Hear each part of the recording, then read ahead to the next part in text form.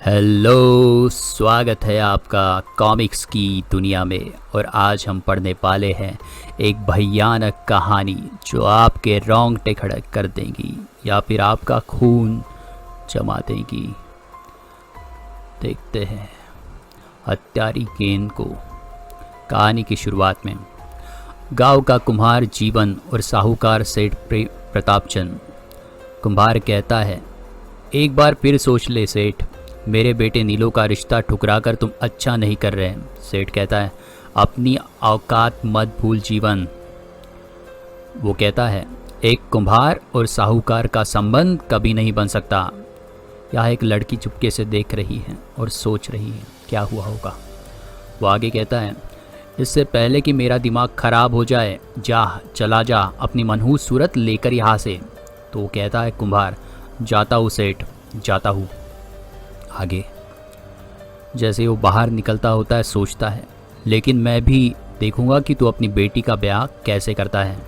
उसी रात, चंगे तुझे मेरा ये काम करना ही पड़ेगा। तो वो कहता है, लेकिन जीवन इसमें तो खतरा है।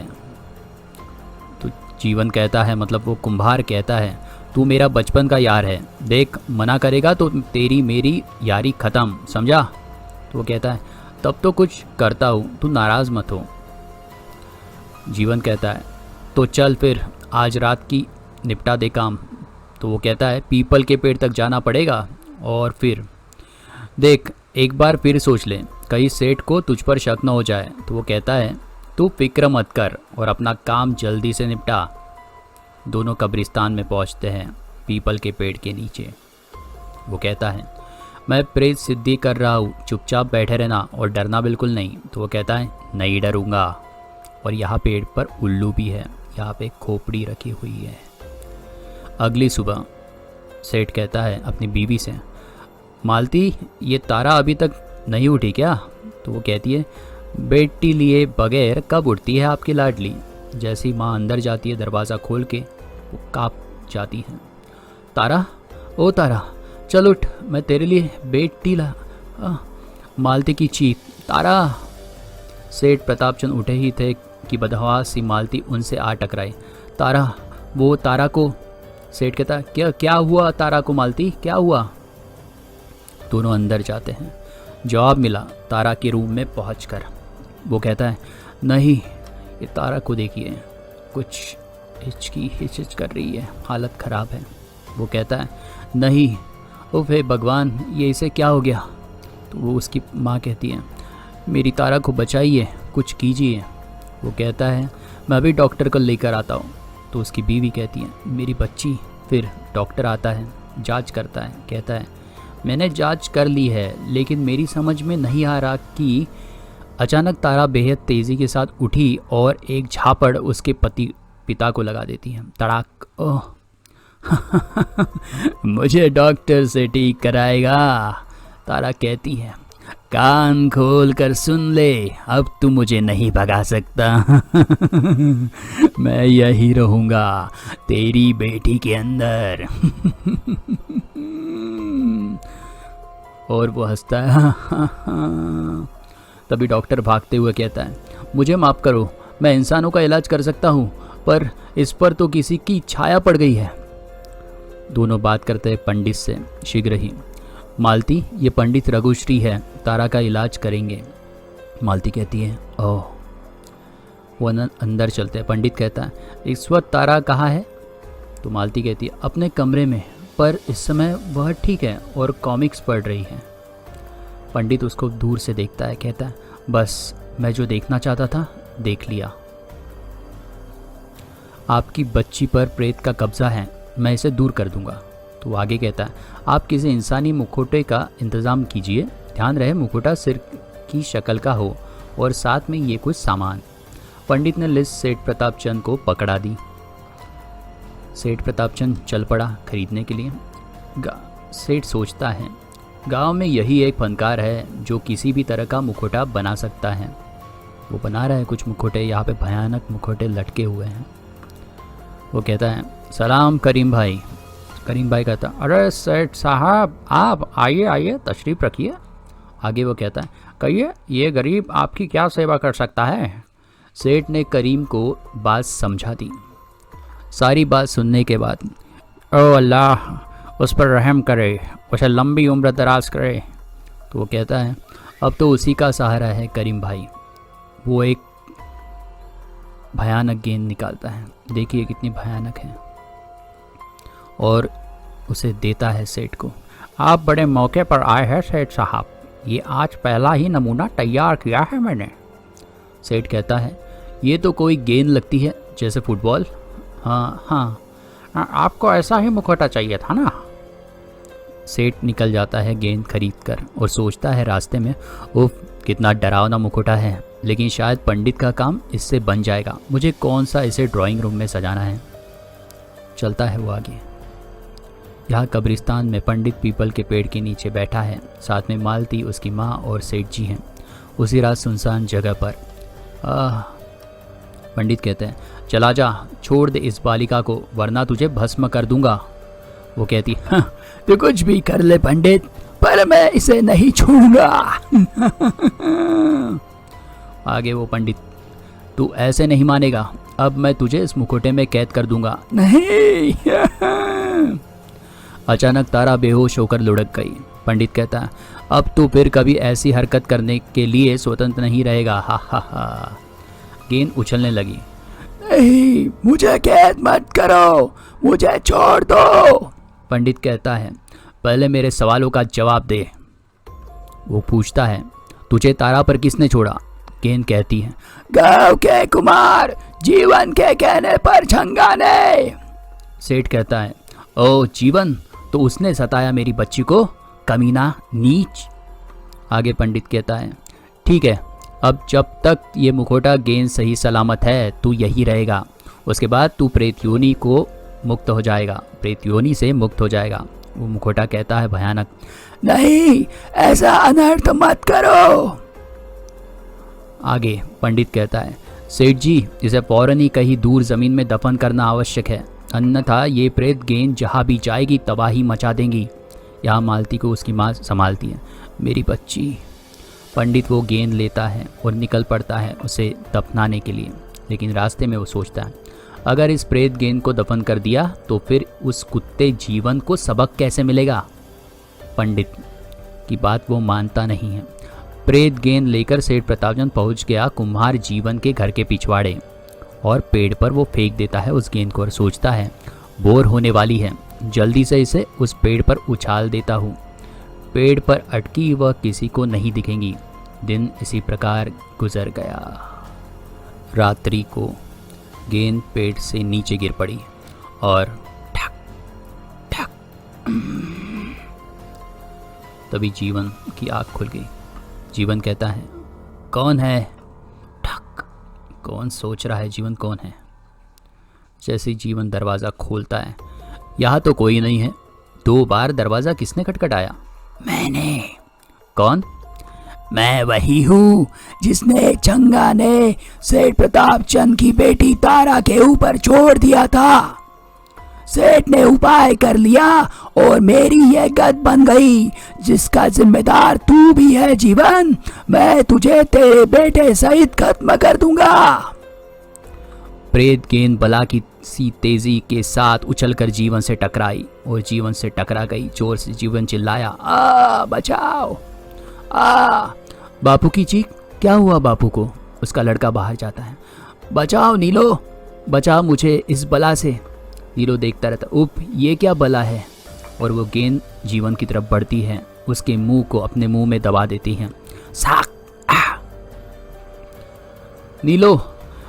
बाप रे। बापू मैं आ रहा हूँ। नीलो ने जीवन को गेंद से छुड़ाने का भरपूर चेष्टा की। बचाओ बचाओ, मैं मर गया। आ। और जेन ये जो गेंद है उसका सर ही काट डालती है। बापू। सर नीचे गिर गया। बापू। गांव वाले दौड़कर आ गए। नीलो रो रहा है। नीलो, किसने मारा जीवन को। वो उस भयानक मुकुटे वाली गेंद ने। हाँ, ऊपर देखता है, गेंद गायब। हाँ, कहाँ गई। तभी मुकुटे वाली गेंद। क्या बक रहा है नीलो, भांग चढ़ा रखी है क्या। तो कहता है एक गेंद किसी का खून कैसे कर सकती है? नीलो कहता है मैं सच कह रहा हूँ, मैंने अपनी आंखों से फुटबॉल जितनी बड़ी और भयानक उस हत्यारी गेंद को बापू का खून करते देखा है। पंडित सोचता है, पंडित वहीं पे है, यहाँ पे दिखा पंडित आपको, ये सोच रहा है। शीघ्र ही पंडित सेठ के घर जाता है। सेठ प्रताप, उस प्रेत मुखोटे वाली गेंद को आपने दबा दिया ना? सेठ कहता हाँ, जंगल में एक जगह एक हाथ की गहराई पर। पंडित कहता है फिर उसने कुम्हार जीवन का खून कैसे कर दिया? कुम्हार जीवन का खून हो गया? पंडित कहता है हाँ, और मुझे पूरा यकीन है कि आपने उस प्रेत गेंद को दबाया नहीं था, बल्कि उसे जीवन के घर में फेंक दिया था, यही सच है ना? सेठ कहता है हाँ, ये सच है, और उस नीच को सबक सिखाना चाहता था। ये तुमने बहुत बुरा किया सेठ, अब हम सबकी जान आफत में पड़ जाएंगी। उसी दिन पंडित नीलो के पास गया। पंडित नीलो से कहता है नीलो, हो सकता है वह हत्यारी गेंद आज तुम्हें अपना शिकार बनाए। नीलो कहता है तो मैं क्या करूं? पंडित कहता है ये ताबीज़ पहन लो, इसके रहते वह आत्मा तुम्हारे निकट नहीं भटकेंगी। नीलो वो ताबीज़ पहन लेता है, देखिए इसके गले में है, लेकिन रात को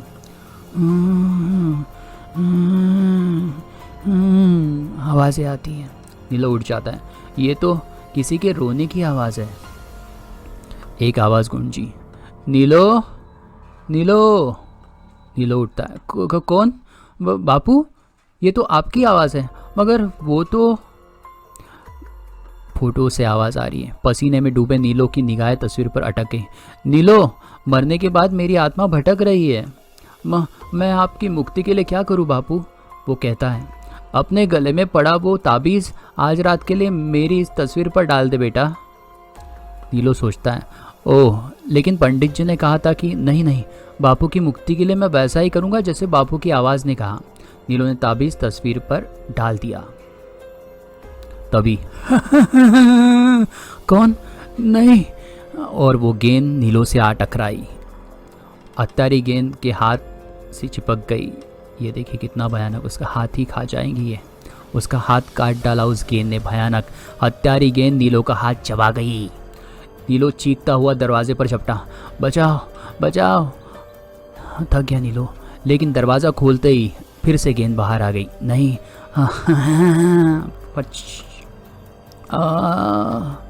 उसका चेहरा ही चबा डाला उस गेंद ने। नीलो लाश में बदल गया था। लोग आए। नीलो के घर से चीखने की आवाज़ें आई थी। ज़रूर उस पर कोई मुसीबत टूट पड़ी है। लाश? नीलो भी मारा गया? उफ, इसका चेहरा, बाप रे। अगले दिन नीलो के अंतिम संस्कार के बाद संध्या को गांव की चौपाल पर, गांव में ये दूसरी हत्या है चौधरी साहब। दूसरा आदमी कहता है न जाने हत्यारे ने दोनों को क्यों मार डाला।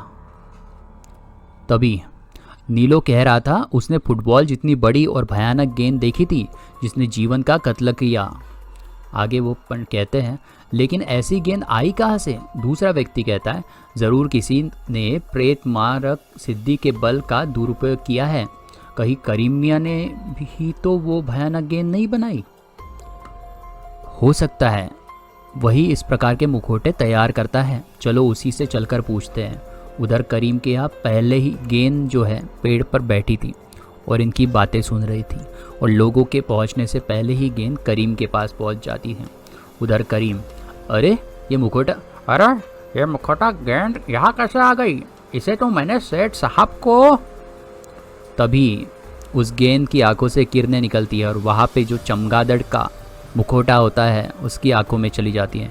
चिंगारियाँ रबर के चमगादड़ से टकराई, इसके आँख से निकलकर उसमें जान आ गई।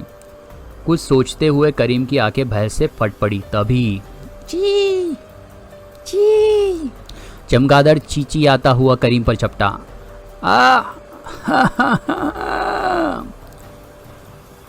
करीम मारा गया। उस चमगादड़ ने उसका खून चूस लिया।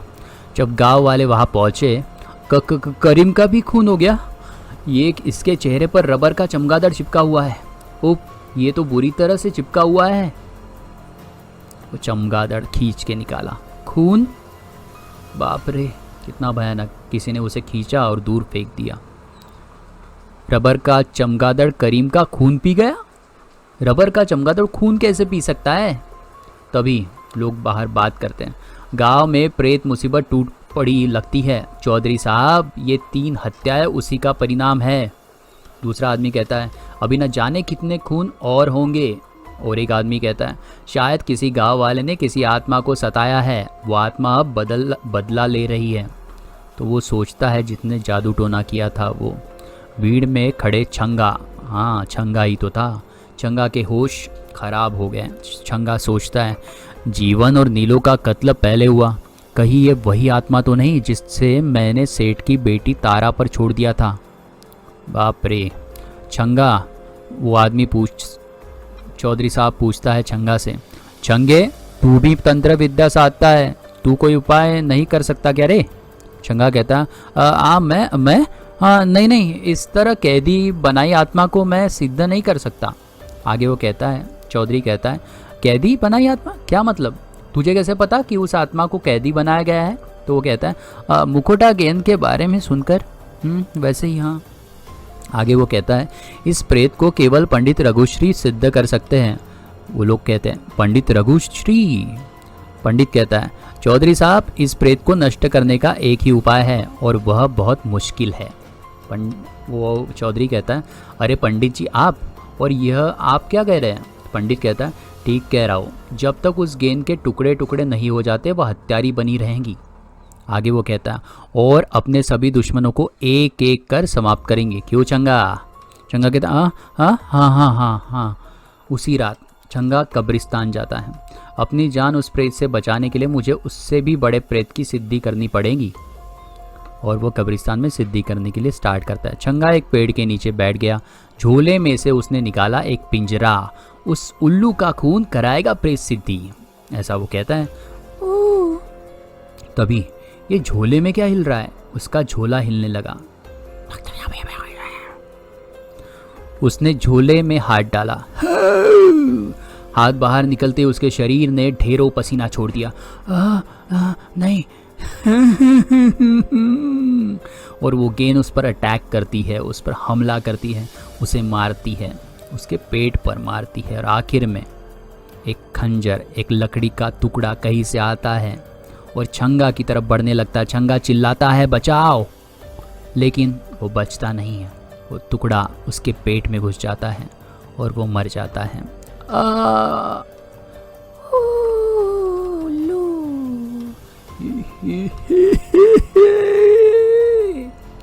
उधर मालती तथा सेठ प्रतापचंद। चंगा की लाश भी कल कब्रिस्तान में मिल गई है। चंगा भी मारा गया। उफ। पंडित आता है, और यह सब तुम्हारी वजह से हुआ सेठ। पंडित रघुश्री आप?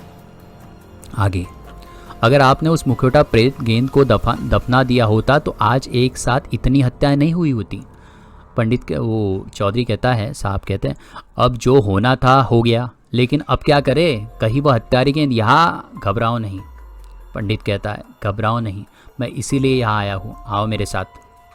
आगे वो कहता है, मैंने तुम्हारे घर के चारों ओर सुरक्षा कवच बना दिया है। ये देखिए यहाँ पे गोल लकड़ी से कुछ सुरक्षा कवच लक्ष्मण रेशा की तरह इन्होंने बना दिया है। रात को कैसी भी मुसीबत पड़े घर की दहलीज मत लांघना। पंडित वो कहता है, ठीक है। तभी वो कहता है अपनी बीवी से, सुनो तारा, सुनो, तारा को ये सब मत बताना, वह डरेंगी। मालती कहती है, मालती की माँ कहती है, मालती कहती है, उसे रात को घर से बाहर निकलने को मना कर दूंगी। रात को। तारा, ए तारा, ओ तारा, तारा। खिड़की के बाहर से आवाज़ आ रही थी। तारा खिड़की तक आती है, कहती है, कौन बुला रहा है? अंधेरे में कोई दिखाई भी तो नहीं पड़ रहा। बाहर आओ तारा, मैं हूँ गांव का चौधरी, यहाँ तुम्हारे पिता का खून हो गया है। दूसरे ही पल चीखती हुई तारा कमरे से बाहर थी। नहीं, ये नहीं हो सकता पिताजी। जैसे ही वो बाहर जाती है, लक्ष्मण रेखा के पार उसे दिखती है वो गेंद। वो चीखती है, आई। तारा की चीख सुनकर दोनों उछलकर खड़े हो गए, जाग गए। तभी ये तो तारा की चीख थी, कहीं वह कमरे से बाहर तो नहीं निकल गई। सामने का दृश्य देखते ही उनके होश उड़ गए। तारा, मेरी बच्ची। वो गेंद तारा की तरफ बढ़ रही है। अब मैं तेरे जिस्म में रहने नहीं आया, बल्कि तुझे खत्म करने आया हूँ। सेठ आगे बढ़ता है। उसकी माँ कहती है वो हत्यारी गेंद उसे मार डालेगी। वो कहता है नहीं, मैं ऐसा नहीं होने दूंगा। तभी वो उसे कहती है नहीं, अगर आपने इस सुरक्षा चक्र को पार किया तो वह आपको भी नहीं छोड़ेंगी। वो कहता है पागल मत बनो, अगर मैं बाहर नहीं गया तो वह तारा को मार डालेंगी। हत्यारी गेंद जैसे ही तारा पर झपटी, एक लकड़ी का टुकड़ा गेंद से टकराया। तभी जो इन्होंने इसके पिता ने फेंका था, गेंद एक पेड़ से टकराकर रॉकेट की तरह सेठ प्रताप से टकराई। देखिए यहाँ से उड़ी और इसके पास और इसके गले से आकर चिपक गई उसका खून पीने के लिए। तारा चिल्लाई पिताजी। उसकी बीवी कहती है नहीं। हंगामा मच गया, सारे गांव वाले वहां पहुंचे। क्या हुआ, क्या हुआ? तभी पिताजी, हे भगवान, ये क्या हो गया? उसकी माँ चूड़ियाँ तोड़ती है। नहीं, ये नहीं हो सकता, ये नहीं हो सकता। तभी लोग कहते हैं सेठ प्रताप का खून हो गया, इस गांव को किसी की बुरी नज़र लग गई है, कोई नहीं बचेगा। तभी दूसरे दिन पंडित यह खबर सुनकर चौंक पड़ा। क्या, सेठ प्रताप का भी खून हो गया? ओह, मुझे इसी बात का डर था। दूसरा कहता है, सेठ चौधरी कहता है, उस प्रेत ने तो गांव में खून की नदी बहा दी। तभी सेठ कहता है, मतलब चौधरी कहता है, पंडित जी, सेठ प्रताप के बाद अब शायद सेठानी और तारा का नंबर है। तभी पंडित कहता है, नहीं चौधरी साहब, अब मैं ये अन्याय नहीं होने दूंगा, आज ही मैं कोई उपाय करूंगा। काली पुतली सोचता है। चौधरी कहता है, पंडित जी, जो कुछ भी करना है जल्दी कीजिए, कहीं ऐसा ना हो कि हत्यारी गेंद उन दोनों की भी जान ले लें। पंडित कहता है, ठीक है, मैं अभी जाकर तैयारी पूरी करता हूँ। और पंडित जी तेज कदमों से अपने घर की ओर चल पड़े। उसी रात खट खट। तारा सोचती है, जमीन के नीचे इसे ये कैसी आवाज आ रही है? जमीन फाड़ कर बाहर निकलती है वो हत्यारी गेंद। वह से कांपती उठी, वह उठना ही चाहती थी कि गेंद कहती है, कल तो तू मेरे हाथों बच गई, पर आज तुझे साथ लेकर ही जाऊंगा। वो कहती है, तारा कहती है, नहीं माँ, नहीं माँ। ठीक उसी पल बाहर, ओह, तारा की जान खतरे में है पंडित जी, जल्दी कीजिए, बचाओ। पंडित जी सब गांव वाले तारा की तरफ भागते हैं। भीतर तूफान मचा हुआ था। तारा ने एक बड़ा सा टेबल उस पर फेंक मारा, बचाओ, खड़ाक। दीवार पर टंगी तलवार उतार ली तारा ने। तारा कहती है, हत्यारी गेंद, आज मैं तेरे टुकड़े टुकड़े कर दूंगी। तारा गेंद के साथ लड़ती है तलवार के सहारे, साय साय साय। तभी गेंद आकर उसके पैरों पर काटती है। तारा चिल्लाती है, आ, और तलवार उसकी हाथ से छूट जाती है। तभी पंडित जी दरवाज़ा तोड़कर अंदर आते हैं। ठीक इसी पल बाहर से दरवाजे पर पड़ी एक भरपूर चोट। और तारा, पंडित जी जल्दी कीजिए, जल्दी, नहीं तो हत्यारी गेंद तारा को भी जीवित नहीं छोड़ेंगी। दूसरा आदमी कहता, उसकी माँ कहती, ओ मेरी बच्ची। ये चिल्ला रही माँ, गेंद उसकी तरफ बढ़ रही है। तारा की टांग छोड़कर हत्यारी गेंद पुनः तारा के सिर की ओर झपटी, जैसे कि उसका सिर खाना चाहती है ये गेंद। तारा कहती है, नहीं। तभी पंडित जी के हाथ में जो काला पुतला था, शायद आपने नोटिस किया होगा, पंडित के हाथ में ये काला पुतला था। ये काली पुतली पंडित दीवार पर दे मारता है और काली पुतली के टुकड़े हो जाते हैं। यहाँ पे मार दिया इसके, देखते क्या लिखा है। उसी क्षण पंडित जी का हाथ उठा और उन्होंने काले कपड़े से बनी उस पुतली को मंत्र बोलते हुए जमीन पर दे मारा। यहाँ पे दे मारा, भड़ाक। एक तेज चीख गूंजी और फिर शांति छा गई। क्यों ऐसा हुआ? जैसे ही पंडित ने काली पुतली जमीन पर मारी, गेंद टुकड़े टुकड़े हो गई। दीवार से टकरा के गेंद के टुकड़े टुकड़े हो गए और गेंद मर गई। मरी हुई गेंद फिर से मर गई। वाओ! एक तेज चीख गूंजी और फिर शांति छा गई। पंडित कहता है, चौधरी साहब, इस सारे खूनी खेल के जिम्मेदार यही लोग हैं जो हत्यारी गेंद का शिकार हुए। काश इंसान के भीतर पनपती बदले की भावना हमेशा के लिए समाप्त हो जाती। मालती कहती, मेरी बच्ची, तू तो ठीक है ना? वो कहती, हाँ माँ। और यहाँ पे इस भयानक कहानी का अंत होता है। सब बच गए, अच्छे लोग बुरे मारे गए। और मिलते हैं नेक्स्ट किसी कहानी में, शायद मज़ेदार बांके लाल की, या कोई चाचा चौधरी वाली, या फिर कोई नई कहानी, या फिर कोई भयानक कहानी जैसे अभी हमने सुनी है। मिलते हैं, अपना ख्याल रखिए, शबा खैर।